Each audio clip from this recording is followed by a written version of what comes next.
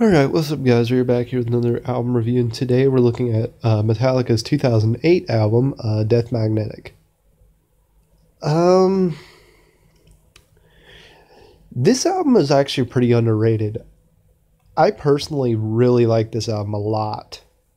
And I consider some of the songs on here to be, and I'm not saying it, I just like half the album. No, I actually like this entire album. And I consider half the songs on here to be just as good as quality as their 80s stuff, like their thrash stuff. There's actually some pretty good songs on here, and I could say that the same about Hardwired, but specifically about this one.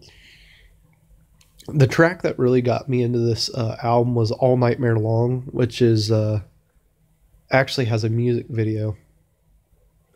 And then The Day That Never Comes is on here as well. All Nightmare Long, though, is a really good song. And Day That Never Comes actually has a military music video, if I remember correctly. And then, of course, you got Judas Kiss and Cyanide. Cyanide is one of those songs that I definitely consider just as thrash as their older stuff. Cyanide is a really good song, and it's got a really cool riff to it. And I think Ronnie and Bread Fan are also on this one. Those might be on Garage Inc. I think those are on Garage Inc. But Cyanide is definitely one of the songs that I consider to be as good as their old stuff. Cyanide has a really cool riff, and so does Judas Kiss. Judas Kiss would be another one that I'm putting down there. But yeah, this is a really underrated album, and it's really sad because there's a lot of really good songs in this one. And I know a lot of people that like this one for some reason. I'm not entirely sure why. This is actually a really good fucking album. It definitely surpassed most of their 90s stuff. And I can pair it with some of their 80s stuff. A lot of people would call me crazy for doing that, but you know what? I come into these with an open mind, and I know bands like to experiment. So,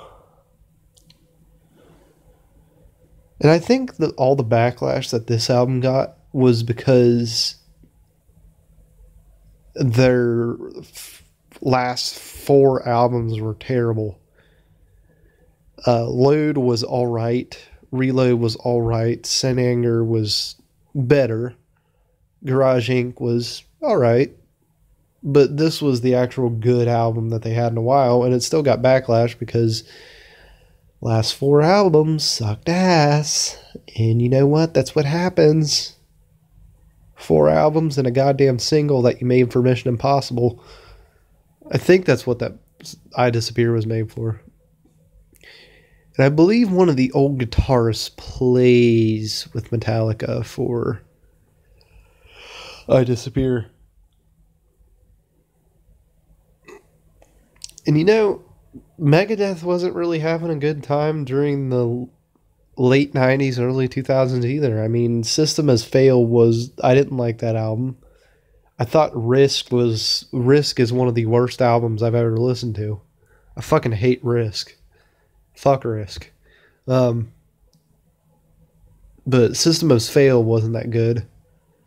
The one album from the 2000s came out a year before this. It was 2007, my favorite Megadeth album, United Abominations. That album was fucking great. I love it. But yeah, Megadeth wasn't having a good time either.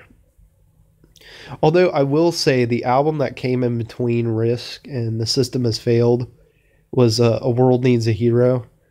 Extremely underrated album, and it is very, very good. I like every song on it. Very good album. Awesome. I got nothing else to say about this album, so remember to leave a comment, like, and subscribe.